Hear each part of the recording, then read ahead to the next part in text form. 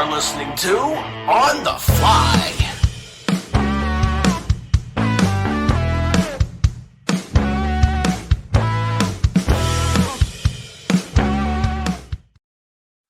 What's up, guys? On The Flythe back again tonight, and I believe this may be episode. I'm no good with the episode number. Episode 140. I believe we get close to 150.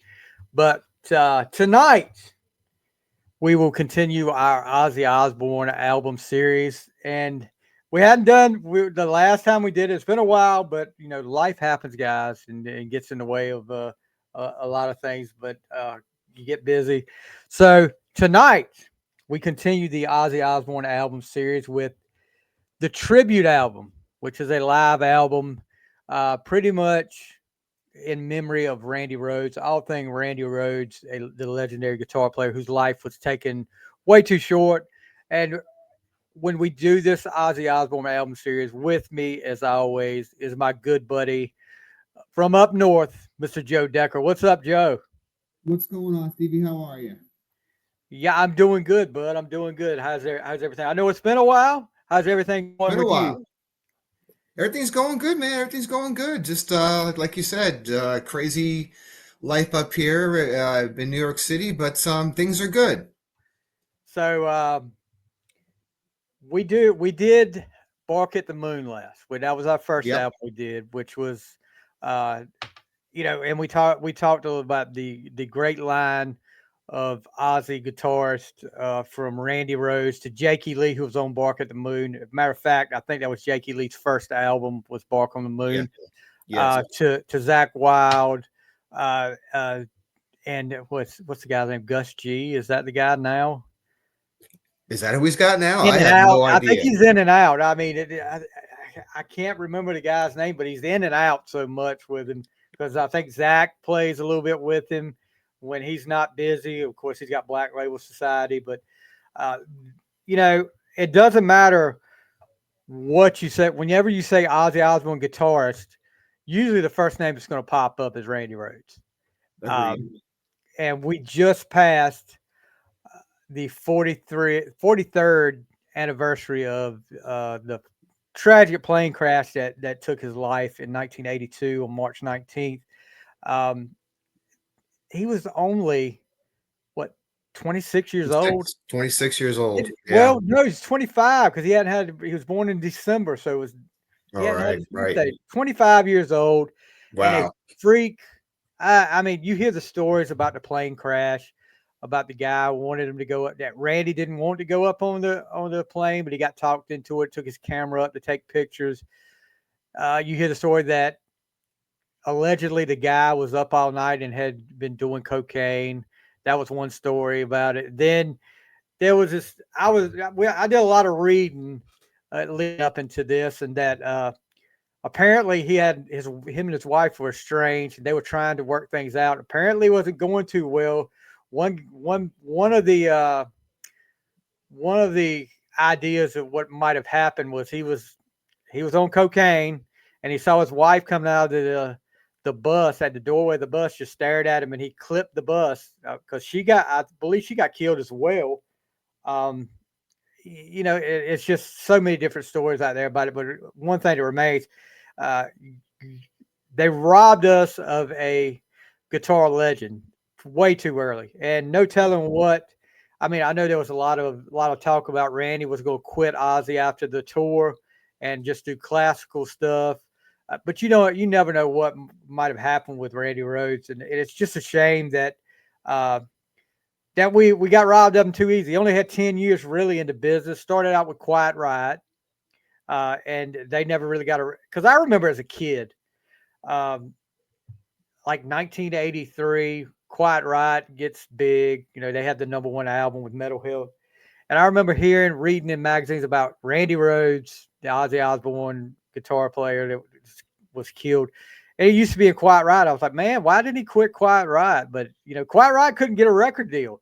And, he really didn't want to leave Quiet Riot. But, that really, I remember in Hipperator and Circus Magazine reading some stories here and there about Randy Rhoads. What was your first, I'm not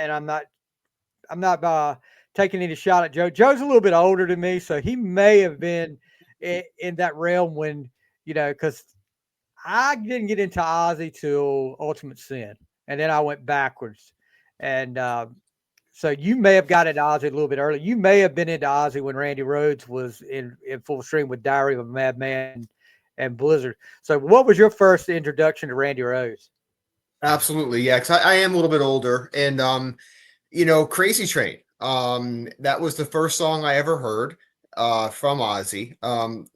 I wasn't a Sabbath person at all, so I wasn't really interested in. I didn't know about the whole. I went backwards, as you get older, because Sabbath was way before my time. I was, a grade school kid when Sabbath was around. So I wasn't an Ozzy fan at all. But yeah, Crazy Train was the first song I heard. It, from what I remember as a kid, it did get some radio play. This was pre MTV, so there weren't any videos or things like that, and so no social media stuff. So that was the first song that I'd heard, and then the first album that I bought was Diary of a Madman. So then I had that album and then went backwards. But in the time between when I bought that album and then went backwards, that's when Randy was killed. And again, being that it was, no social media, no internet back then, I don't think I heard about it until, I don't think I'd be exaggerating if I said a month later, because Right. it wasn't like I was a little kid. I didn't read the newspapers and things like that. And then just someone through the grapevine had told me, and I just couldn't believe it, because he was the reason I wanted to play guitar. Like he was everything. Like we talked about before when we were doing the we did that podcast about our favorite guitar players. Randy Rhoads, Ace Frehley was who I wanted to be, but Randy Rhoads was what I wanted to play like, and there's a difference there, and he was a true rock star. And it is funny how you say about the Quiet Riot thing. You listen to those albums, you're like, oh gosh, because I went backwards and found them, and you can get them out there, and they're just not very good. It's a shame. And even the one remake on Metal Health, Slickback Cadillac, when you hear that one on the originals, it's just not very good. So, but you can hear the touch of greatness coming, that I think for whatever reason, Ozzy brought that out of him, or maybe it was even the songwriters. We were around a guy like Bob Daisley, who was a great songwriter, Max Norman, a great producer. I'm sure they probably pulled a lot of that talent out of him that he didn't even know was there at that point in time.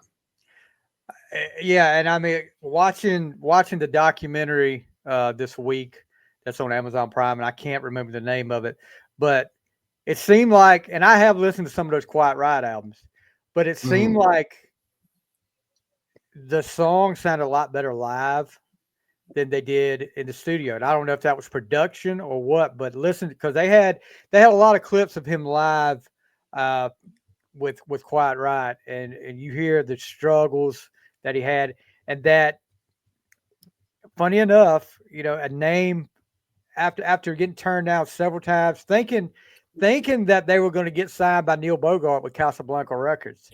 Yeah. And it never comes through, and that's like, I wanted to say that's like the third or fourth time they had been turned down, or it hadn't come through for them. And then Ozzy starts looking for a guitar player, and a guy that, I was shocked. I've heard the story so many years, but the first time I heard it, I was just shocked that this guy was like really responsible for Randy getting the job. Dana Strum, bass player for Slaughter and Vinnie Vincent Invasion. Slaughter, Vinnie Vincent, yeah. He was the one that made the call to Randy and said, "I think you need to get down here. There's a guy here that wants a guitar player for his band. I think you need to be here." And he was really, really adamant that he get here. And Randy was just like, I don't really want to leave Quiet Riot. I don't want to do all this. So, but he went, and I think the stories where Ozzy was about, of course, probably every day there. He was half blitzed and in a stupor and almost passed out. And Randy started playing, and he woke up out of his stupor and said, "What the heck was that?" But there was a lot of crap that went on before he could get in the band. I think there was he was supposed to come to England to work on some stuff, or to get some stuff, and they didn't have the right papers for him. he spent a night in jail. I've heard all the. Yep, heard those stories too. Yeah. Sent him back home, and Ozzy had to, they had to get his the papers right, and apologize to him. Got him sent the next day. Sharon's dad, what was his name? Arden, I can't remember, but apparently at first they wanted an all British band for Ozzy. But they've talked him into it after he heard him play. He was more convinced about it, I think. But I just remember always hearing Randy Rhoads, and we didn't have Apple Music then. We didn't have YouTube, so getting your hands as a kid, about the time that Rhoads passed away, I was 9 years old. And getting your hands on $9 or $10 to go buy get a cassette, unless you were cutting grass in the summer, you didn't get a chance to do that. No, you don't. I didn't really get to hear a whole lot of Randy Rhoads, Crazy Train, or anything like that. I remember after Ultimate Sin, when I got into that I did go backwards and started. A friend of mine, my brothers, had some Ozzy albums, and I got to hear it, and I got to hear Blizzard of Oz for the first time, and I was like, holy moly. Which Jakey Lee was good, but there was something different when you heard Blizzard of Oz. And then in the summer of '87, early summer of '87, you start hearing beforehand there's going to be an Ozzy live album, and it's going to be Randy Rhoads. And back then that was like live albums. Ever since Kiss Alive, I would get excited about a live album, especially when you get to hear Randy Rhoads for the first time live. It's for me. So May 1987, they released Tribute, and it shoots up to number 6. So the dogs are excited about that. But it shoots up to number 6 on Billboard's 200 chart. And going back a little bit, we need to talk about this too. Ozzy, we all know about one of Ozzy's live albums is Speak of the Devil. That was done after Randy's passing. But Ozzy wanted this version of his band to do a live album with it's pretty much Speak of the Devil. And I think Randy and was Tommy Aldridge and Rudy Sarge. Randy and Tommy Aldridge, they did not want to do it. They made it clear from the start. Look, we don't want to do this. That we're a band. We've done these 2 albums. We've established ourselves. We don't need to do Sabbath stuff. We can do our own stuff and go off that. But I think, and you may differ from me, Joe, but I think at that time, Ozzy had success with Blizzard and Diary. I think he really wanted to put it to Tony Iommi and Black Sabbath when he could. And I honestly think that's why. And we'll talk about this because there's 3 Black Sabbath songs on Tribute, but to do something like the live album, I think he just wants to put it to Sabbath. What do you think? It's interesting. To this day, I can't figure out what the motivation was behind that, other than exactly what you said. Because you think about it, albums came out a lot faster for bands back then. I mean, look at all the Kiss albums that came out literally like months after. It's sometimes not even a year later. And even with Blizzard and Diary, those 2 albums were released, very, very short time between the 2. Barely a year, I think it was, between the 2 of them. And I know that, Randy was not a big fan of the Diary album for whatever reason. In my opinion, I prefer Diary over Blizzard. I love them both, but if I had to pick a favorite, I pick Diary. So to think that after, and both of them were fairly successful, to almost go backwards to record a live album of just all they'd be cover songs for the entire band besides Ozzy. Why do something like that? Why not get back into the studio and keep that momentum going? Or if you're going to do a live album, which were very popular, like you said, live albums were the thing. Everyone loves live albums. Do something like this Tribute album before then. Put out an album of Blizzard and Dire Material, if you want to throw some Sabbath songs in there, because that was what you did for your live shows, that would make sense. That being said, though, like we talked about earlier, I really do enjoy that Speak of the Devil album. A lot of the songs on there, those Sabbath songs, I never heard the original versions of them until I heard that album, and then went back and listened to the Sabbath versions of them and couldn't stand it. I mean, they're it's like it's a whole different vibe. You know, Brad Gillis is not Tony Iommi. Very different styles, and in my opinion, I could appreciate Iommi for what he is, but I'm a bigger Brad Gillis fan, and on that live album, he put on a guitar clinic. He just tore those songs apart, and that just put him on the map for like, hey, here comes the next guitar god coming through here. So, like you mentioned, Ozzy's always had a gift of finding great guitar players, from Randy to Brad Gillis to Jakey Lee, to Zach Wilde. What's interesting, I think, too, is I like you're talking earlier. I believe that George Lynch was in the running to be Ozzy's guitar player. Now, wouldn't that have been interesting? What would have come out of that combination? I can't even fathom how that would have turned out. I would have loved to have heard that collaboration. If I could just hear a couple of songs, because there's a tribute album out, a Randy Rhoads tribute album out. I can't think of. I saw it on Spotify or Amazon Music, and Mr. Crowley's on there, and George Lynch does a solo for Mr. Crowley over that, and just wow, he's just another one, just incredible, So, but Randy got the job, so the rest is history. I wonder with Brad Gillis. I know he was in Night Ranger at the time too. I wonder why he didn't stay with the band. I've heard stories, but he said Ozzy drank a lot and treated him pretty bad. And Ozzy still, I guess, tried to get over the death of Randy Rhoads. Which Ozzy was already, before Randy Rhoads' death, self-medicating and doing all this. Oh yeah, yeah. He took a lot of. I don't know if Night Ranger was around yet or not. I have to look that up. Looking up, it said he returned to Night Ranger after. Okay. So, that would have been interesting to see if he'd have stuck around with Ozzy. How, I mean, you think about it. Where does Night Ranger go from there without Brad Gillis? In my opinion, not anywhere. I think they're all very, very talented, but his signature guitar sound on those songs is what, even though there's Jeff Watson was there as well, and he's very, very talented, but Brad Gillis is unique. He's just got a song. I can hear 3 notes and I'll know it's him. Right. Yeah. Right. And I'm like you.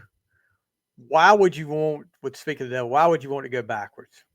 And unless you were just trying to put it to them. It was just a big feud, and just trying to say, hey, guess what? You guys kicked me out. You thought I was going to go away, but I'm here, and I'm putting it to you right now. Yeah. So there's actually a really good. Do you ever see the live show of that? I have not seen the live show of it. It's amazing. It's on YouTube. Yeah, I'll have to watch it, because I'd like to see Brad Gillis with Ozzy.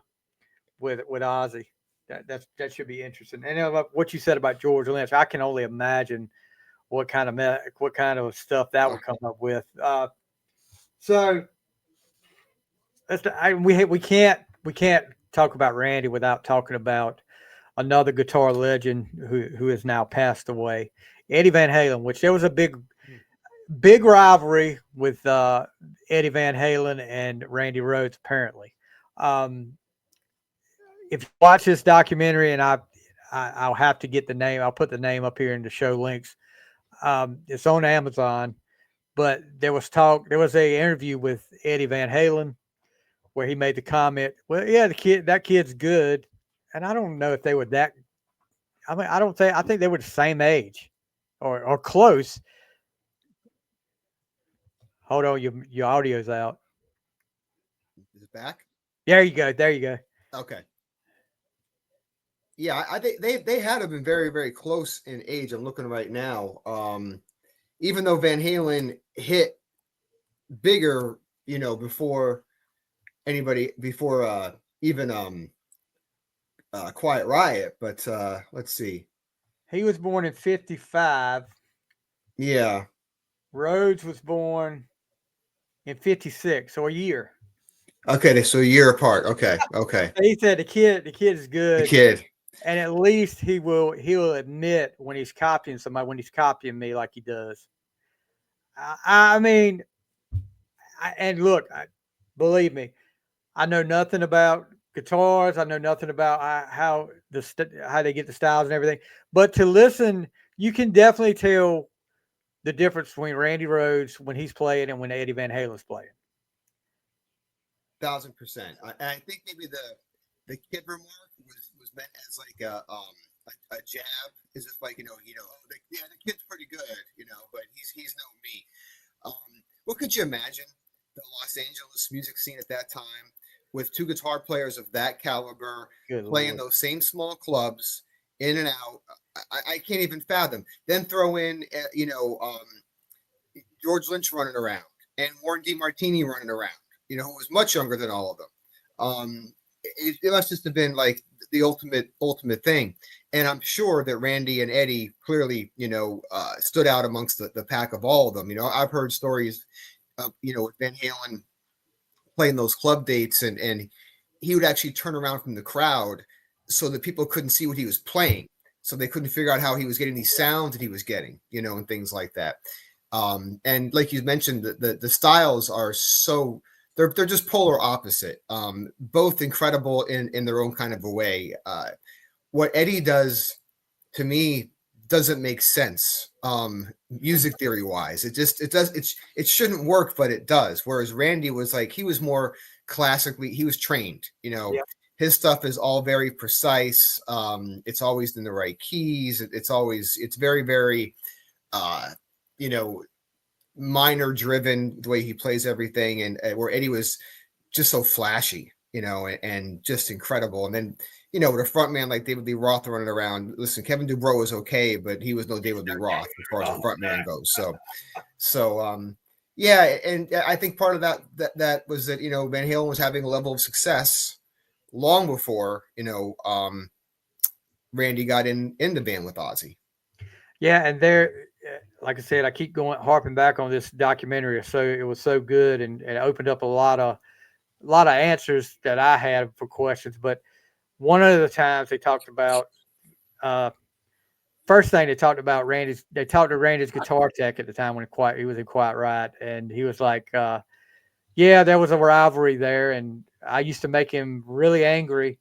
His pedal, I would take his pedal and I'd put a picture of Eddie Van Halen on it every night. When he'd first look down at it, when he saw it, you see his face kind of, and he starts stomping on that pedal pretty good.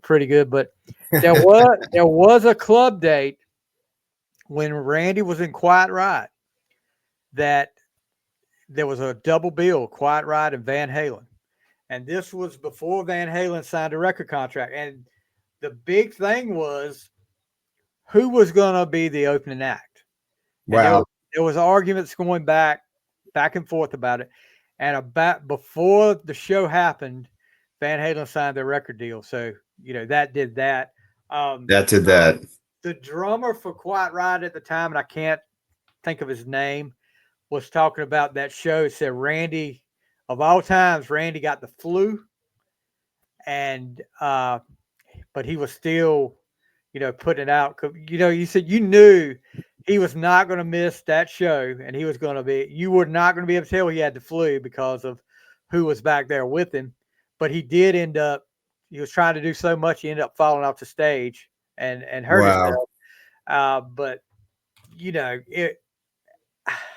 I'm like you. Like I said, I don't know the exact terms and everything, but there's definitely the classically trained. You can tell he's a classically trained guitarist, and Yes. he knew his stuff.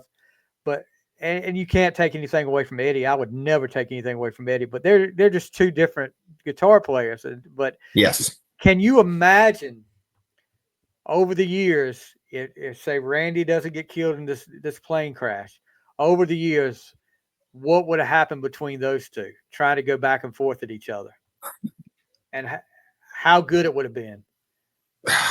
Gosh, I wouldn't be surprised if one day if there ended up being kind of a collaboration of Yeah, something yeah. between the two of them. It's a shame that we didn't get to watch both of them grow old because even Eddie died at a fairly young age, 65 years old, which is Yeah. still a fairly young guy. And yeah, the both of them got taken too quickly. The one thing with Eddie is that there's so much amazing. Well, there's so many albums that we got Eddie on, and there's so much great live footage. There's just now a lot coming out as well that I'm Oh seeing yeah. all over the place. All kind of stuff's being dropped right now, which is great. And with Randy, we really only got two albums. I can't count the Quiet Riot ones because they're just not Yeah. very, very good. A handful of bootlegs, this tribute, which is great, and then very little live footage. There's that one fairly infamous live footage of him that's in some. It looks like it's in a studio or something. It's just horrendous. It's Ozzy in this like blue costume with these white tassels, and he looks like he's out of his mind. And they're playing all the songs incredibly slow, like Mr. Crowley's painfully slow, and it's just not good. I would love if there was out there somewhere a really good real live footage of Randy playing. I've seen some things out there, but just the quality's not great, and the technology just didn't exist back then, Right. unfortunately. We really only got 4 years of Randy Rhoads that he was in the Yeah, mainstream, so it's going to be hard to find a lot of stuff on him. But I would hope that if they had anything out there, they would release it and share it with the rest of us. Um, I do remember this has been probably the last 10 years. Ozzy going back in the studio and hearing some of the tapes, the recordings that he did, and they just played one of Randy messing around with a solo one night, and Ozzy just looking like in awe of the whole thing. Like, what did he do there? What was he doing there? It's just amazing. I've seen those.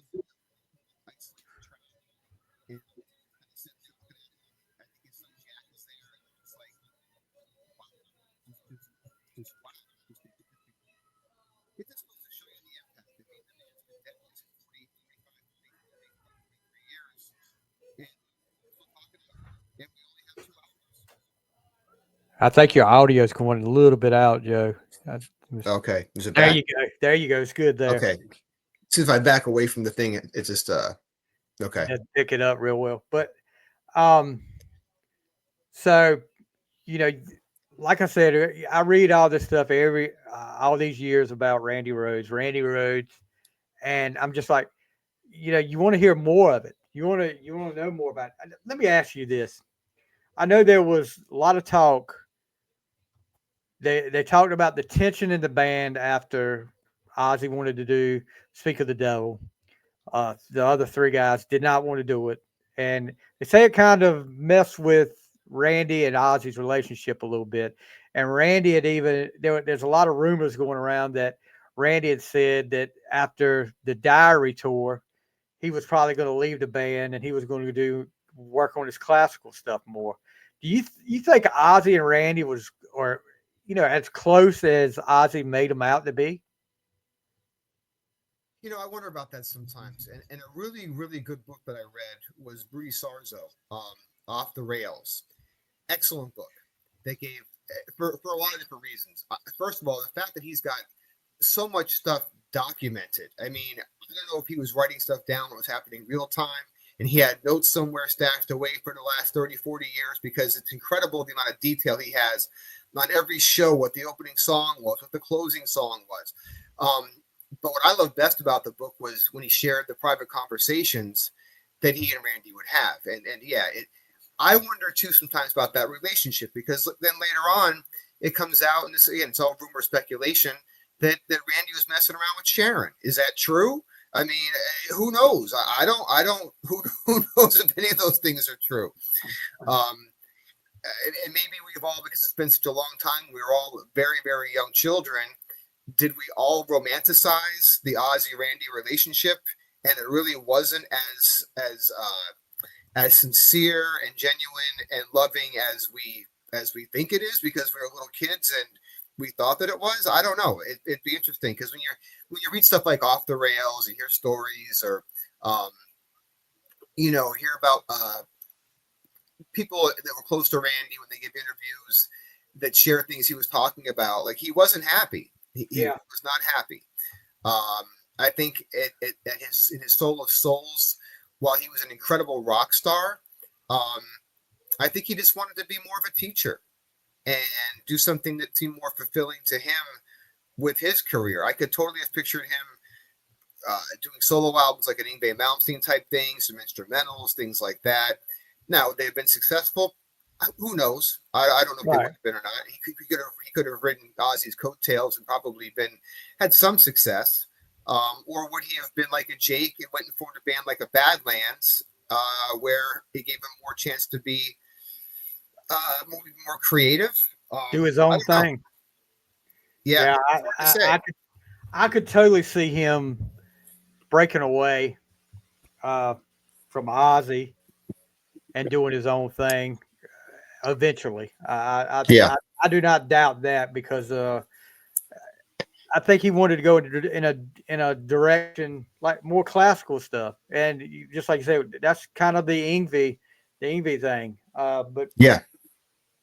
And I'm sorry I cannot get into Yngwie that much, but I can appreciate it for what it is, but to me, I've never been a fan of we call it the bumblebee guitar playing. It's just it's impressive. I get it, but it's just not my thing either. So let's get right into this album. Okay. So let's see, 4, 7, 11, 14 songs. These were recorded. Most of the tribute was recorded in Cleveland, Ohio, 11th of May, 1981. Goodbye to Romance and No Bone Movies are taken from an earlier English gig in support of the Blizzard of Oz album. And those tracks are the only two that have the original band with Bob Daisley on bass and Lee Kerslake on drums. The rest of the album was Rudy Sarzo on bass and Tommy Aldridge on drums, which two guys that go on to be in Whitesnake. So this album, one single came out of this album. You can only imagine what that single was. I mean, it had to be Crazy Train. Video, there was a video for it. Of course, MTV was hot on at the time. Ozzy with the short hair, which looked horrendous. Horrendous. I mean, it's so the album came out 87, right? Like March of 87, May of 87. So you're only 5 years removed from his death. That's not a very long time. As a kid, and I was a teenager then, that felt like an eternity. But now as a grown-up, it's like, wow, that was only 5 years. A lot of things happened in that 5 years. Ozzy put out Speak of the Devil. Ozzy put out Bark at the Moon. Ozzy put out The Ultimate Sin. Here Comes Tribute. A lot of things happened in that 5 year time period. MTV explodes. So of course they had to make a video, and the video was cool because of the there was tons and tons of pictures there that I'd never seen before as a Randy fan. But then Ozzy on the train tracks with that short hair, that leather jacket. Oh my God! He looked like the singer from Flock of Seagulls with that hairdo.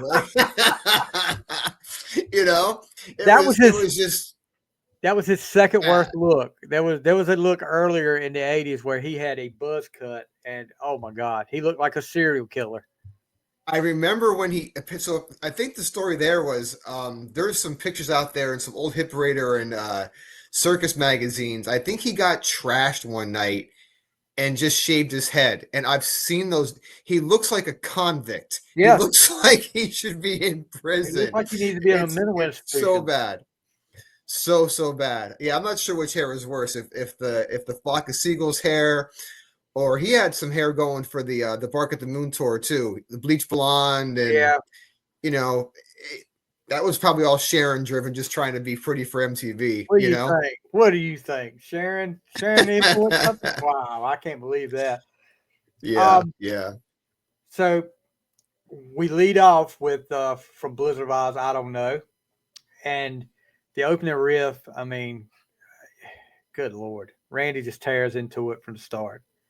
What do you say about that? I mean, I really love, so Ozzy, the Prince of Darkness, he's got that creepy intro music playing that's just absolutely perfect. And you can picture the castle, which was the stage backdrop then, and, the smoke coming out and that creepy thing. And then, like you said, that pick slide into, I don't know. And it's like, okay, just get ready because here it comes. It's coming at you. It's amazing. I think his voice sounds great. Perfect opening track.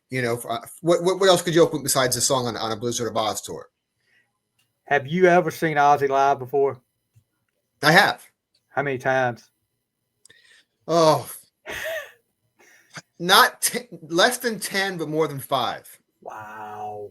Yeah. I've seen Jake. Never saw Randy, obviously. Oh yeah. I saw Jakey Lee on the Bark of the Moon tour, and then the rest of them was all with Zakk Wylde. Okay. So I don't know. This song has grown on me over the years because as a kid, first listened to it, everybody was like, "Gotta listen to Crazy Train. Gotta listen to Crazy Train," and I was, leading off with I Don't Know. I was like, and I've listened to just like we talked before we started recording. I've listened to this album more in the last week than I have in my whole life. 3 times today, 3 times yesterday, countless times during the week. And I Don't Know, it stuck out with me. I don't want to give away how I really feel about some of these songs because when we do the other albums, we've only done Bark at the Moon, which Bark at the Moon is not existent at this time or when this concert happens. So there's going to be no Bark at the Moon. I don't want to give away too much on how I feel about the songs, but man, to hear this as a kid on cassette the first time and to hear the first guitar solo you hear from Randy Rhoads live, it was like, holy crap, this guy was as advertised. Nothing anybody said is a lie from what I've heard. Then of course they fall right into Crazy Train. Jeez. I mean, the studio version is great, but I think I like the live version better than the studio version. Agreed. I think on Blizzard, I Don't Know with Crazy Train is one of the best 1-2 punches on any album ever in history. Those 2 songs just bam. They just and to play them both live back to back, perfect, absolutely perfect. This probably isn't a popular opinion from people. I don't like Randy's guitar sound on Blizzard of Oz. I don't like it. I think it sounds very tinny. I don't like the production of that album whatsoever. I don't like the fact that he triple tracked every guitar solo. So that they panned left, right, and then in the middle. Because to me, it sounds kind of muddy. The notes aren't clear because he's playing the same solo flawlessly 3 times, the same exact notes, but it just sounds muddy to me. This live tone of his is wow. It's just sick. That's going to be a thing I'll say a lot while we're talking about this album. His sound is amazing. And even in it's a 4-piece. Well, throw in the Don area on the keyboards, for some filler back there. But when he drops out from playing rhythms to go into leads, you really don't. The music doesn't lack. He fills that space in, and it's really nice to hear those individual notes he was playing, live that you can't really hear on the Blizzard album because of that muddiness of the mix and then the triple track guitar solos. Like you said, he's no joke. This is live, and he's pulling this stuff off live, and it's so cool because very few guitar players I've ever seen play their recorded solos note for note. Very, very few. He plays almost everything note for note, and what isn't note for note, he makes better. Like he thought he got a better idea after he recorded it, and said, "Oh, he probably wishes he could have done something different," But solid 1-2 punch. I mean, I Don't Know into Crazy Train, crowd going crazy. What a great way to start a show. Is this? Am I imagining, Joe, or is a lot of these songs sped up from studio versions more faster than they were to studio? I don't know, it's a lot faster. Yeah, And that's just the adrenaline, I'm sure, of the band, coming out. And it seems like most shows we go to, other than the bands that now play the click tracks and things like that, almost all live music was faster, just because right. of that. You're amped up, Oh you're yeah, just and you're going. But for these two songs, that actually works pretty well. That the I songs agree. are I think that's faster. why I like them better because they're a little bit Yeah, faster. They don't sound like they're dredging along. Like they're the up tempo. I'm glad you mentioned the audience because if I have one complaint about this, I guess I'm just uh, spoiled by Kiss doing well. They're live piping in crowd noise or whatever you want to say. The right. only time you really hear the crowd in this is at the start of it. Uh, True. if I'd like to hear a crowd reaction, even when Ozzy talks to him in between songs. Sometimes he doesn't say much, but when he talks to him, you want to hear a crowd reaction because there was several times up here when they were playing, you could have swore it was a studio version of a song just because there was no real crowd noise in it.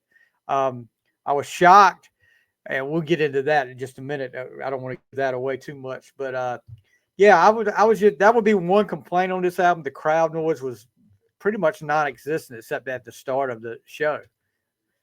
I think you're right. I think we have been spoiled between Kiss and Frampton Comes Alive, and even Maiden's Live After Death. You hear a lot more crowd Yep. than you do on here. So that would have been welcomed to me as well, to hear a little more crowd interaction. Absolutely. So next up is Believer, and man, I love the bass intro to this. Dun, dun, and this is another song that I like better. I like better live than on Diary. Ozzy, like you said, Ozzy's voice is fantastic here, and Sounds great. they are playing. This is they're just killing it. I mean, I don't know how much, if anything, was edited a little bit, but they're killing it on these first three songs. They are killing it. And based on the timing on when this was recorded and when Diary was released, this was probably this clearly was like a preview to the fans. This is the first. They only did two songs off Diary um Yep. on this tribute album. So Diary wasn't even out yet. So they're throwing this one out there like, okay, here's a new song coming up. And like you said, this one's a little bit faster than the studio version. I love, I mean, that pocket that Tommy Aldridge and Rudy Sarzo put down, they don't get enough credit. No. At all. They're phenomenal musicians, and they lay that down. And that creepy riff, I just love it. I just love it. This is one of my favorite songs off of Diary. I like this version even better, a little bit more sped up, Yep. and Ozzy's voice he sounds great. Yeah, because I went back and listened to a lot of these songs, the studio versions. Like they're good. Don't get me wrong, they're good, but it's just this this version, these live versions are really killing it for me. Um, and this is a song, this next song, as a kid, when I heard it, kind of scared me because I heard the story about it. It scared all of us. It scared all It of makes no us. sense. It makes no sense that this song kind of scared me because I was a freaking Kiss fan when I was 5 years old. I was watching the daggum demon breathe fire, spit blood everywhere. But Mr. Crowley scares me. Um, and let me tell you, I've always said since I've got older and listened to Blizzard stuff, the solo he does on Mr. Crowley is one of my favorite solos that he ever did. Uh, I just loved it. Yeah, the only thing, this version is insane. The only thing I didn't love, I took some notes, is there's a little bit more prominent keyboards Yeah, in this live version than there is in the studio, which I don't love. But as a song, this is probably my favorite Ozzy Randy song. And it's definitely my favorite Randy solo, both the main solo, then the outro solo. I mean, holy, well, I don't even know what to say. I mean, I'm speechless when I hear this. This was the one that, like, this is a song when it comes up on my shuffle. I never Right. skip it. I can listen to this song, every day and not get sick of it. This is the one, and this live version, again, other than that keyboards in there, and just incredible. I mean, wow. What could you say? Yeah, I love Mr. Crowley. Like I said, I don't know, it's grown on me over the years, but Mr. Crowley is, I mean, from being scared of it at one time to like I said, I don't skip it at all. So we go into the fifth song, which would be side 2 on your vinyl. How hard is this? We were talking about this, and me and Joe collect vinyl. How hard has this been to find on vinyl, Joe? Oh, I don't I had this on vinyl when I was a kid, and who knows where it went over the years. I've lost so many vinyls over the years. Um, I had to replace this with a bootleg that I found, I think, on eBay or at a record store that is pretty good. It's actually the Diary tour. So a lot of these songs are on there, but you can't find this vinyl. I'm looking right now to see if I'm sure if you find it, it is like outrageous. Oh, here It's we go. probably on eBay for a couple $100 if it's even on there. Shoo! How much they want for it? Let's see. I'm looking. Wow. I got one up here for $4.99. Oh no. One for 400. This one should be probably in VG, $110. Jeez. 198, 259, 195, 559. No, there's a bootleg I got on Sealed. Amazon. That's sealed. Seal. Okay.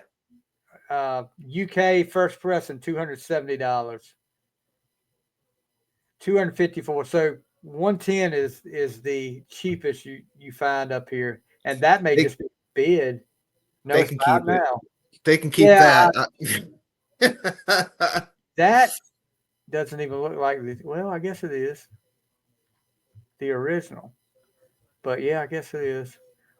Yeah, hard to find on vinyl. I remember my brother had the cassette. I was so happy when he came home. He had gone out and he came home and said, "Yeah, I bought the Ozzy Osbourne live cassette." I was like, "Holy crap! I Yeah. gotta listen to this." But moving on, Flying High again. And Ozzy trying to be a narc on all the crowd, saying, "Keep on smoking those joints." Keep on smoking them joints. Keep smoking them joints. Well, you get the second song off of Diary, Yeah, this preview. I This is a very unpopular opinion. I don't like this song on Diary. I've never liked this song on Diary. People love it. I've heard people review the Diary album, and that's like their favorite song on there. I've never liked this song. This I, version, though, again, it's a little faster. It's yeah. got a cooler groove to it, and Ozzy sounds like he's having a really good time singing it. So it sounds fun. The studio version, to me, it's just like, it just kind of drags, Yeah. But this live version, it's cool, and it's a classic Randy solo. Every guitar player back then, for some reason, learned this solo. So If it's an unpopular opinion, then both of us are unpopular because it's not one of my favorites either. I'm the same way as you. The oh no, it gets on my nerves. I didn't like it. I I, never liked this song. I will skip this song a lot on this studio album. I will too. I will skip it every time. But like you said, the live version was pretty good. I think Ozzy enjoyed it, but it's just not. And I don't want to give too much away, and I probably did when we do Diary, but just it wasn't one of my favorites on here either. No. Now this next one, Revelation Mother Earth. Slow down, Ozzy. Probably one of the first kind of ballads. Well, there was another one on there too. Kind of a ballad, but this is kind of Ozzy going back to weren't they called before they were called Sabbath? They were called Earth. I believe so. Yes. So I guess this is Ozzy going back to his Earth days. Uh, I will tell you this, and this may be unpopular opinion with a lot of people. I absolutely love Revelation Mother Earth. I love the Mm-hmm. melody. I love Mm-hmm. the only thing, the effects that they do on the studio album. When they do the freaky voice, however they Oh do yeah. that. That wasn't on here, which it was okay, but I thought that was pretty cool on the studio album. But and Randy, you could tell. I think Randy probably enjoyed this because it sounds, when he gets into some of the breaks and some of the solo, it sounds more classical when he's doing this. So, but I love Revelation Mother Earth. I'm sure that'll be an unpopular opinion, and I've heard a lot of other people say they hate it, but I love Revelation Mother Earth. Well, we'll both be unpopular or get it again. Because I always love this song on the studio version. I love this live version. It's again a little bit faster than the Yeah, studio version, which is okay. I thought that they gave Don Airy a really nice chance to show off some keyboards in this one, and this is Randy really showing off his classical side. I mean, he's just, that solo is just, that could be from like a Beethoven type song. He's just all over it. And again, note for note, which I love to hear. I can hear everything on this solo that I can't hear on the studio version because of that triple tracking again. But no, he slays it. And man, this was Ozzy like in his prime. His voice was so good. yeah. It's incredible. Yeah, I love this song. I've always loved this song. And the change of pace near the end where Yeah, it's so slow, and then all of a sudden Randy cranks into it. I'm like, holy yeah, crap! yeah. Yeah, And again, if they're touring, um, they had to play everything. At this yeah, point in time, they only have one album out. Clearly, they were in the middle of writing "Diary of a Madman," so they pulled the two songs out of there. So they're hitting every song on their debut. yeah, definitely. But yeah, Revelation, 6 minutes, and that felt like it wasn't long enough for this song for me. Then we go to Steal Away the Night. It's okay. It's okay. I could have dealt without the drum solo. Um, Ugh, not a drum solo fan. I could I'm not always do either. without. No, I don't get it. No offense to any of the drummers out there, but I know this. A lot of people say drum solo means bathroom break. I know what it's there for. I know it's there to give the rest of the guys a break. But is there any? I mean, I love Eric Carr. Love Eric Carr to death. He's probably my favorite drummer. But I've never heard an Eric Carr drum solo where I'm like, God, I could listen to that drum solo over and over again. No, it's No, not crap. no, But, I guess and Tommy Aldridge, God bless his soul, he is still doing it to this day. he Uh, is. He gosh, is. I don't know if he's still with White Snake or what. I need to look that up. I But think he might be Stevie, and every now and then, I'm not sure why, my algorithm on some Instagram feeds will have just him, uh, playing.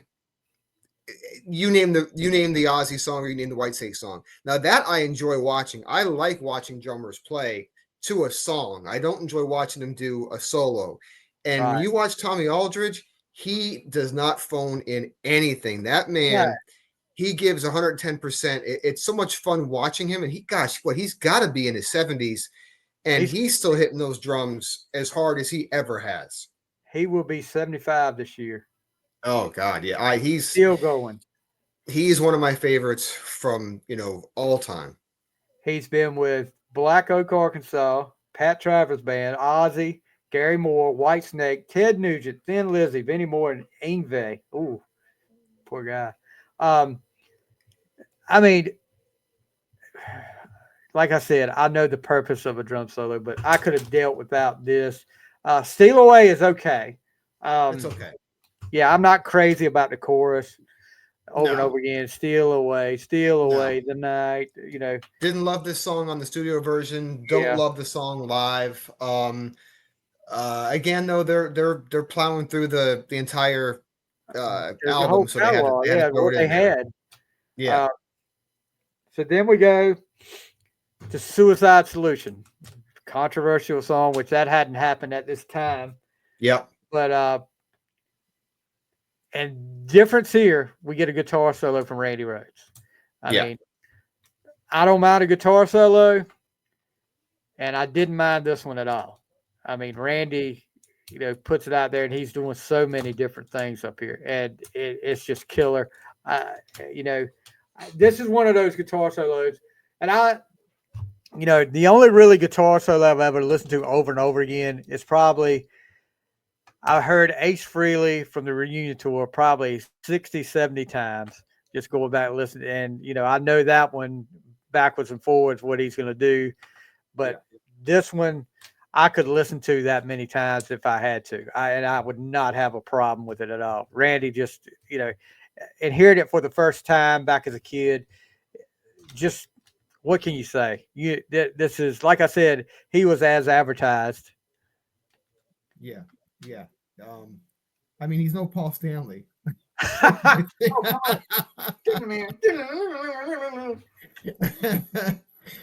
Yeah, talk about a difference in guitar solos, but I agree with you. Even as a guitar player, I don't always enjoy hearing guitar solos unless it's something like this, where it's tasteful, it's flavorful. It's not just 1,000 notes a second just to show everyone how fast you can play. There's clearly a structure to it. I've heard a bunch of bootlegs, live Ozzy bootlegs, and this is a solo that Randy pretty much always plays. He always played a variation of this. So it wasn't, he thought this thing out, and he made it interesting. He made it, it wasn't like just, like I said, just some random Vinnie Vincent, 1,000 miles an hour for just of noise. So this one I did enjoy. I don't love the song. It's it's a classic riff. It's very identifiable. But this is one of my least favorite songs on Blizzard and on this live album. Yeah, I was going back again, like I said, to the documentary. They showed a lot of concert footage, and I cannot think of the song that they always played that Randy did his guitar solo to. I'm looking up here right now to see if they have, but they don't show it up here. I think it was this one. I think it was always this. Well, I'm talking about when he was with Quiet Riot. Okay. They showed a lot of clips of it, but I was watching it. It was something bomb, and I cannot think of the first word that goes with it. But his guitar solo then, and we'll get to this song in a little while, ended with D, with that song. I mean, it was an electric version of it, but it ended with, because when I was listening, I was like, hold on a second, this sounds familiar. And then I was like, oh, okay, I see where he's going with that. But I cannot think of the name of that song that they did it to. But like I said, I can't talk good enough about that documentary. If you want to know something, but a lot of interviews with Randy, not the best quality interviews, but it's mostly like phone stuff that they do with him. Just great to hear, and you find out a lot of stuff about Randy that I didn't know. But so next we start off the 3-song medley that this is my least favorite part of the whole show. You start off with Iron Man, Sabbath song from Paranoid. That goes 2 minutes and 50 seconds. And it's not bad, but you didn't play the whole thing. You left it right when it was getting into it. He cuts it and goes straight into Children of the Grave. And I was just like, okay. Anyway. Yeah. I was just not a fan of doing the Sabbath songs, or the way they did the Sabbath songs up here. I don't know about you, but they ended up doing Iron Maiden, Children of the Grave, Iron Man, which I love Iron Man. But Children of the Grave and Paranoid.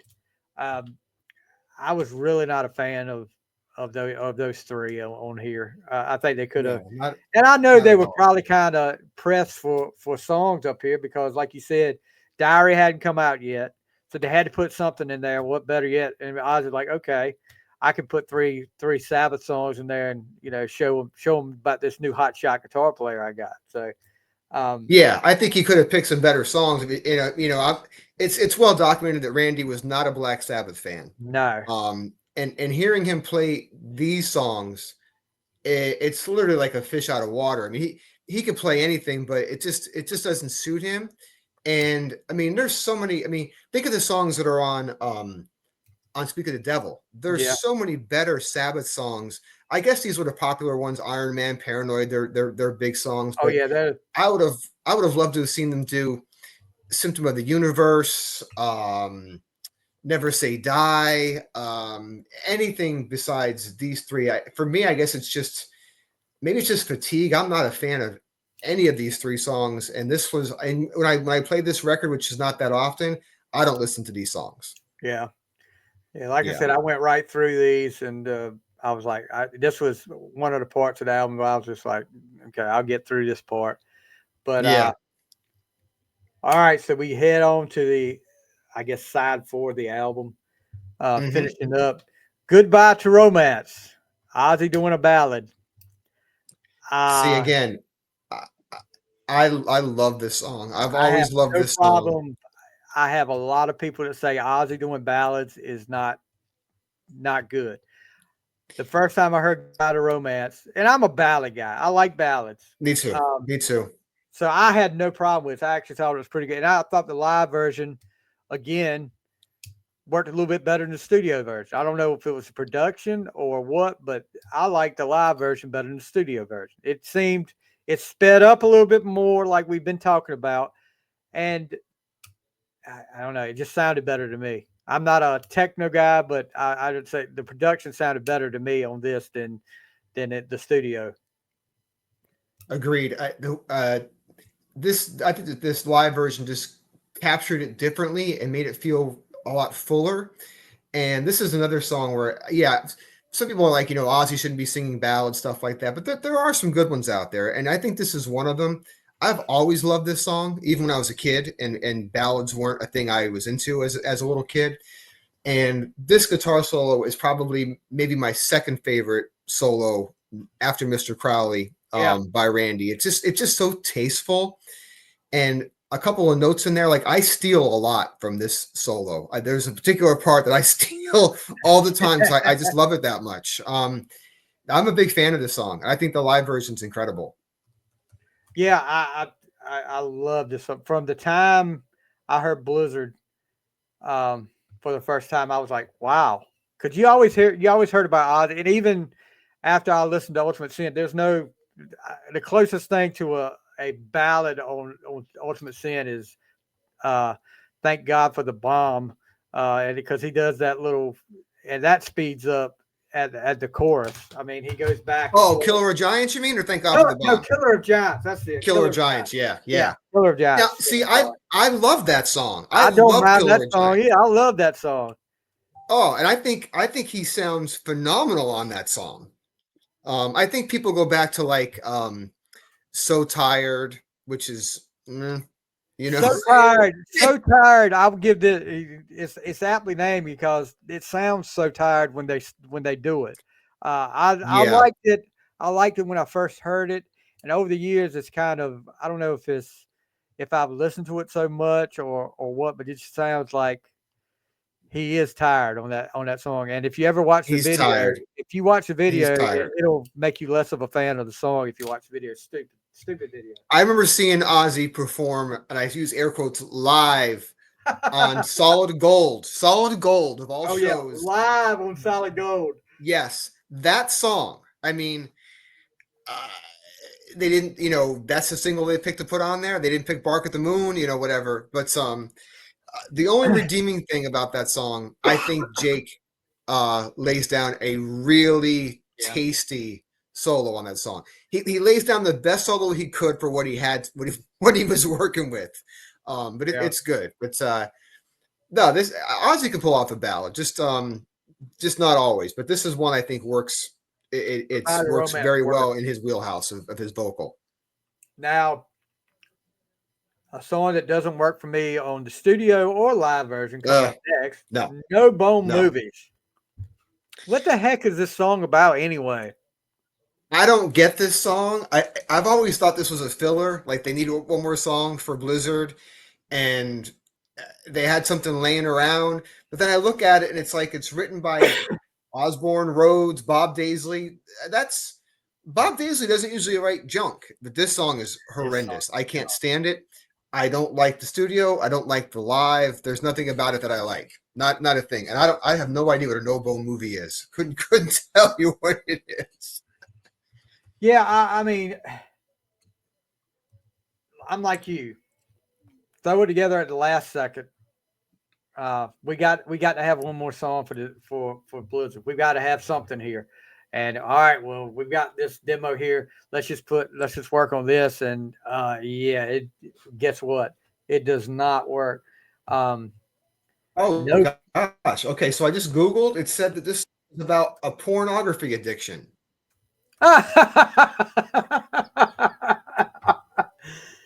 What the heck? A pornography. I guess when you read the word, I've never paid attention to the words of this song. I'm ever, looking at the words right now too. Now that I'm reading them, yeah. Silver screen, such a disgrace. I couldn't look her straight in the face. A blue addiction, I live in disgust. Degradation, I'm being eaten by lust. Oh my God. So we'll have to save this when we do Blizzard, but we'll get more to that. Wow. Good Lord. I've never read those lyrics before, so just now live, I'm like, okay, that's what it's about. Great. Okay. Up-tempo track that tells a story about X-rated movies that used to be shown in movie theaters, and here referred to as bone movies, a term used by Randy Rhoads and his friends. Okay. No bone movies. There you go. So yeah. But that one, look, that's not the way to finish off the album. No. The live version of the album. Yeah. No. Yeah. I hope that this was not really the end. Well, let's look at his set list. I think they generally ended with Paranoid. I think that was usually like that, I hope so. I hope they didn't end with no bone movies. I would hope not too. This is from the Palladium 1981, May the 2nd, 1981. So that would be in that time frame. Yeah. Paranoid was the encore. They did 12 songs. Yeah, they didn't have a lot. They weren't working with much. But they did. I guess that's right, because they did 14 songs on this album, including the next one we're going to talk about, which isn't live. What did they leave out here? So you got I Don't Know, Crazy Train, Believer, Mr. Crowley, Flying High Again, Revelation, Mother Earth, Steal Away the Night. Then they do No Bone movies, Suicide Solution, Iron Man, Children of the Grave, and Paranoid. What's missing? That's it. Oh, they didn't. Oh, Goodbye to Romance. Ah, yeah. Okay. So the last song, which we've done all the lives, the last song of the album, a lot of people give this one some crap. Not this version, but they give the version on Blizzard some crap because they were like, what was the purpose of putting this here? It does kind of like make you wonder, did Randy, because this, like we said, it's a tribute to his mother, Dolores Rhoads. But D was just an acoustic Randy Rhoads solo. And like I said, he did an electric, that always finished his guitar solo with Quiet Right. But this one's pretty cool. I did mind D on Blizzard. I thought it was like a little, Randy must have had something, some kind of pull to get this on the Blizzard of Oz album. You know what I mean? Yeah.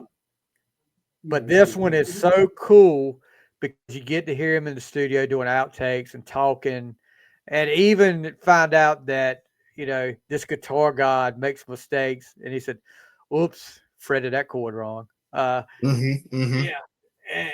And to hear him talking back and forth with the guys in the studio is pretty cool. But I don't know what you thought. I love this.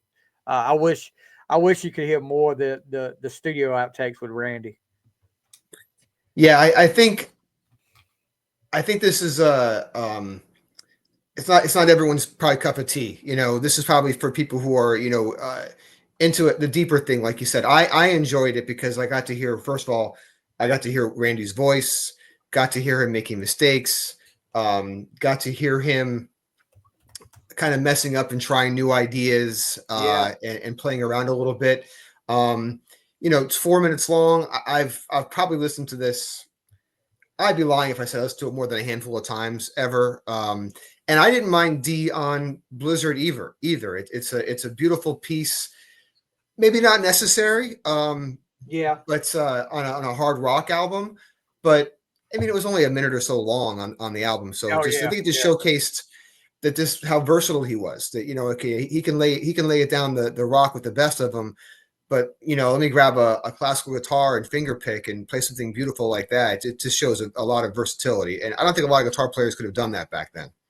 Was this the last? I mean, I know it's the last song here, and it's fitting to have this on at the end.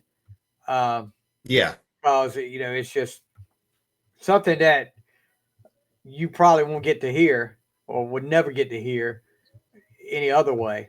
And it's this album is all about Randy anyway. So to have it up here is fitting. I'm looking to see if this was. So no, this was not the last song on that album. It was number 4 on Blizzard.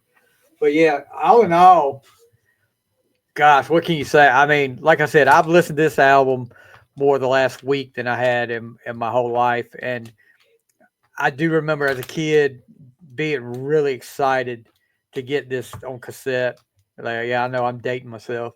But just like I said, Randy Rhoads is a legend. And, I've got to get that Rudy Sarzo book now. You talked about that a while ago. It's like, that's so good. I devoured that book. That's one of the best books. You'll love it. You will love that book. Yeah, it's so good. It's so detailed. Like you won't believe the things he remembers. I think I even asked Rudy on Instagram one time. Believe it or not, he actually answered me a few times. I was like, wow.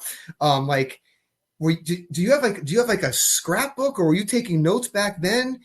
Like a log book that you've kept for all these years. So because there's no way you'll see when you read it, no one could retain that kind of stuff in their memory. There's just no way, especially Rudy Sarzo, who's probably played thousands upon thousands of shows in the course of his career, for everybody and their brother. But I think you'll really enjoy it. But as far as this album goes,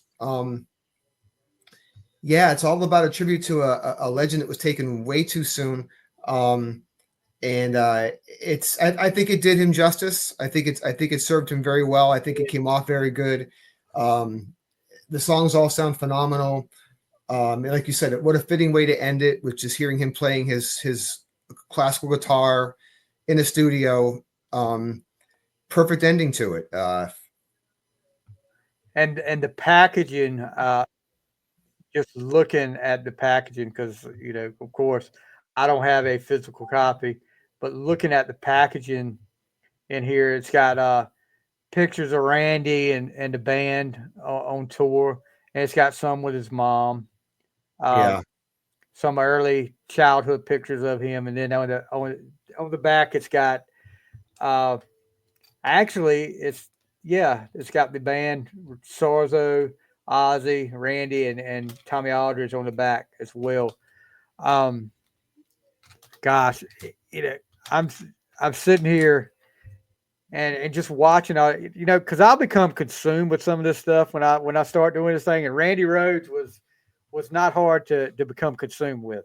To see his Quiet Riot days. That when I found that documentary last night, I was like, I know what I'm doing the rest of the night here. It's just such a shame, dude, that we didn't get this guy longer than we did. He was only in the music business for 10 years and on mainstream for like 4 years, where everybody knew about him for 4 years. I can't imagine. That cover is so like. Go ahead. I was going to say the cover is just so incredible. I mean, iconic picture right there. It's so incredible, and the clip where this was taken from is on YouTube. I just saw it recently. The live clip where this was taken from, and it's just that picture just says it all right there. It just says it all. The Like you polka said, dot guitar. yeah, that polka dot guitar. Being like I'm probably romanticizing the Ozzy Randy relationship, but that's what I remember from my youth as a kid. Yeah, me too. So I don't want to find out anything different.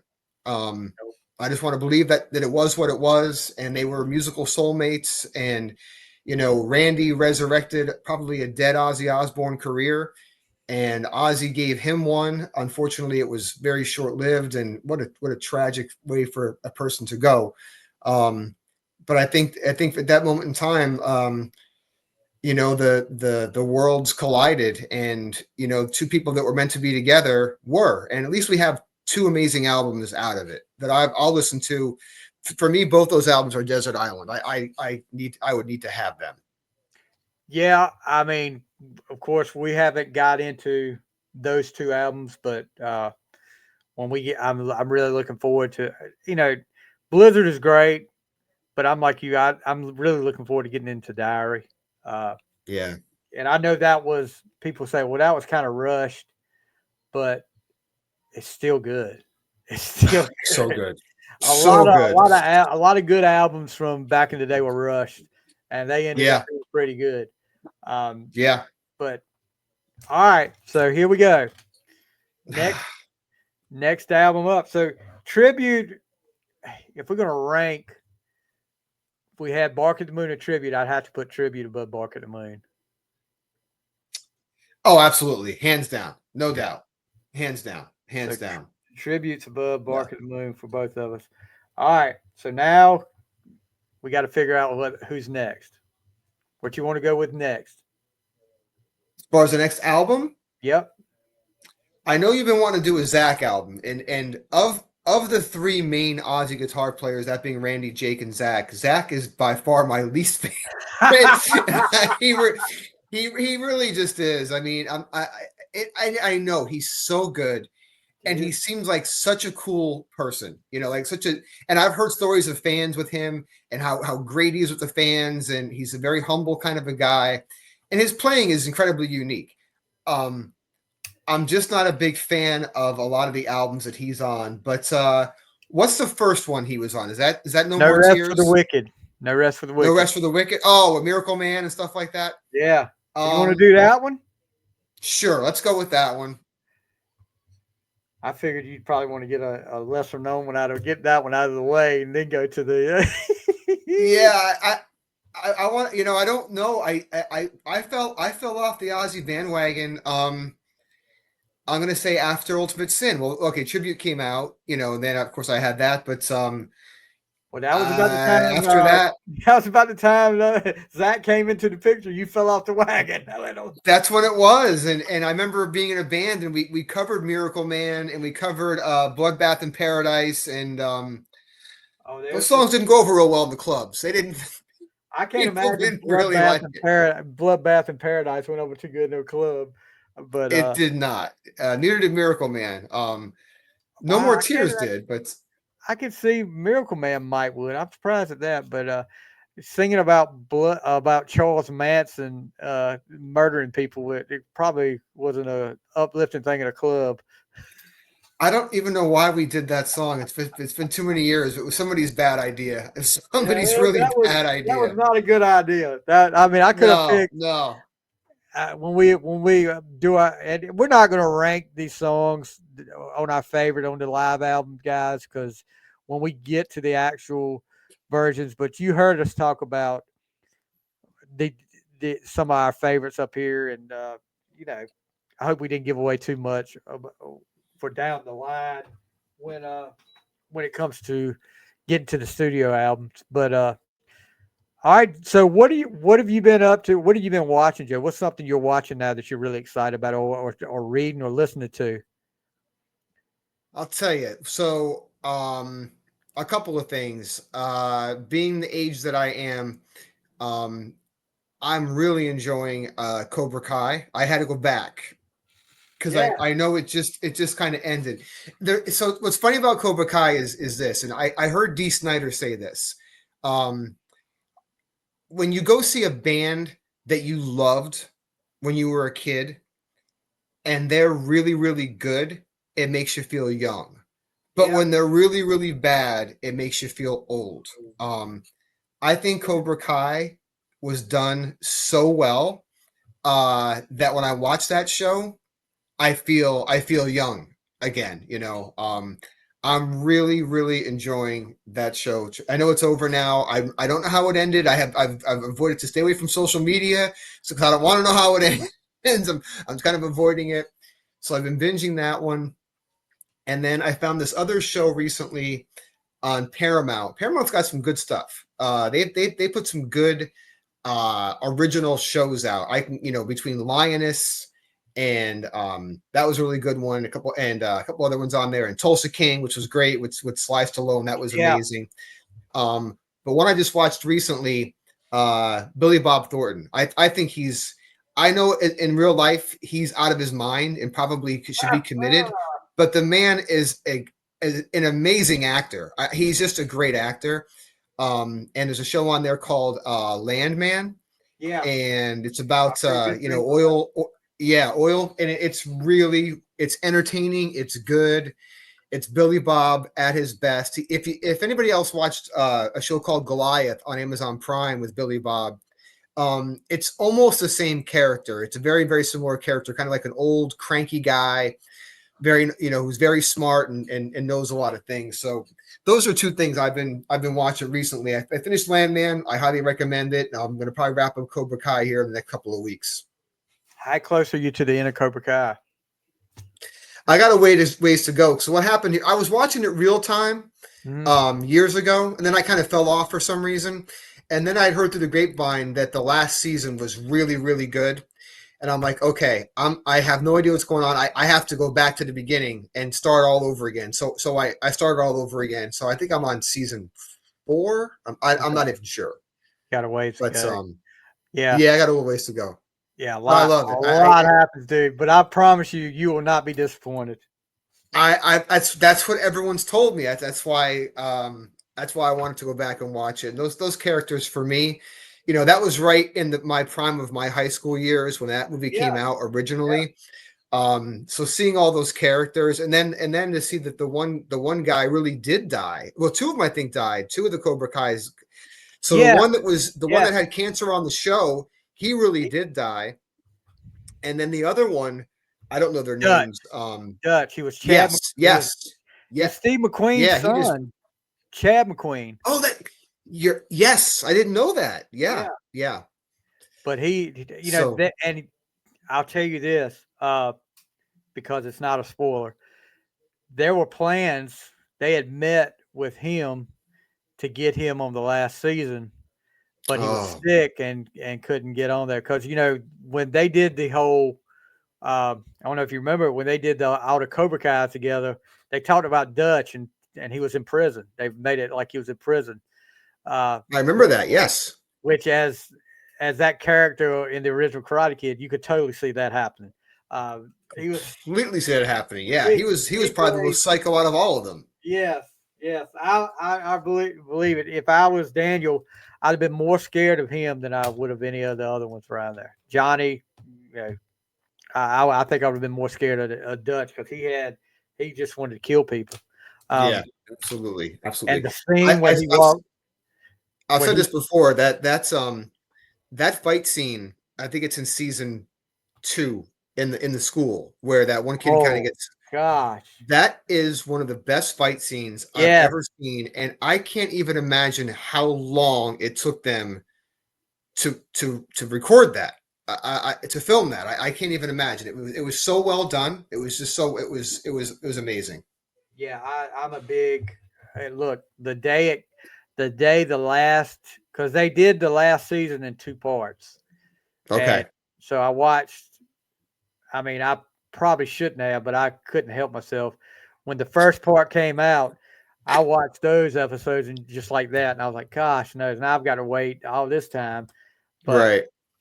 when the last parts came out, I went through it just like that. I mean, I could have stayed up all night and watched them, but no spoilers. I won't give anything away, but I Okay, good. guarantee you'll enjoy it. Season 4. How many? Was it 5 seasons? I don't know. I'm at the part right now where Johnny's girlfriend, the girl across the hall, Carmen. She thinks she's pregnant. I don't know if she's pregnant or not. I don't know if she's pregnant or not, so don't say nothing. So I don't know. And that's where I'm at right now. So you've got 6 seasons. I got 6 seasons. Okay. Yeah. So you got a little while, but yeah, I could go back and watch it all over again. I probably will. And I probably will too. That, and I always go to Stranger Things and watch. I could watch that over again. So, and that last season's coming up, hopefully soon. But I've heard that's coming out. Yep. Reading, I just picked this book up. I've heard a lot of good things about it. As a Kiss fan, shout out loud. The story of Kiss's Destroyer and the making of American Icon. James Campion. I've heard so many good things about it. A little late to the party on getting this book, but I saw it on Amazon. I said, you know what, I'm gonna pick that up. I got to check it out. And the Kiss off the soundboard. I just got that new vinyl this week from the Asylum tour. Did you get the vinyl? I did, and have you seen the packaging? Well, I'll tell you, I tried to pre-order it and it was already sold out. Oh yeah, it sold out quick. It sold out fast. I did listen to a couple of the tracks on Spotify though. I will get that. But so you got the shirt and everything. I didn't get the controversial shirt. This is the I don't know. Oh, that's sweet. I don't know if you saw the controversial shirt with just Gene and Paul on it. I saw it on the website. Yes. Yeah, that got taken down. There were so many complaints that got taken down. But the packaging is a little different this time. They've got actual picture of the band on the front of it. It is. I have not opened it up yet, but I did pick up a small little record player last weekend for $20 at Walmart. It does all I want it to do. To play through my Bluetooth. But it's a Crosley, but yeah, $20. I saw it on clearance. I was like, well, I'm gonna spend $20 on that. And I've been playing some vinyl, my Kiss vinyls and stuff like that. So I've got to break this one out and put that one on my turntable, I guess. But yeah, anyway, what I heard on Spotify was okay. There's some I've listened to about the first half of it, and if Paul Stanley hears his stage banners, he'll be chastising himself on Instagram. Really? Who is this guy saying all this stuff? Good Lord, it's terrible, dude. It is terrible. But I mean, I guess he had to know they were up there and they were going to come out, but yeah, it's pretty bad. But but the only thing that we talked about solos on this, drum solos we're not a fan of. This album had 4 solos on it. Paul did a solo, Bruce did a solo, Gene did a solo, and Eric did a solo. Okay. But the Paul solo was it was him noodling around for like a minute, and then he talks for 2 or 3 minutes about stuff. So I remember seeing a solo of his from. There was a concert that used to be on MTV a lot. I think I actually recorded on a VHS. It might have been the Animalized tour. Probably the Animalized one. I think it was. And Paul does this solo that, like, anybody. I mean, I could probably teach that to a less than a 4 or 5 month old 4 month in student. It's just not that good. The most he needs to be doing with a solo is leading into Black Diamond like they would do, where he just. I love that. Yeah, that's cool. Yeah, yes. I can handle that, but he does not need to do a full blown solo. I don't know who thought that was a great idea, but I don't know. It's not good. But excited to get an album with Bruce and Eric playing live, to Eric Carr playing live together. Yeah.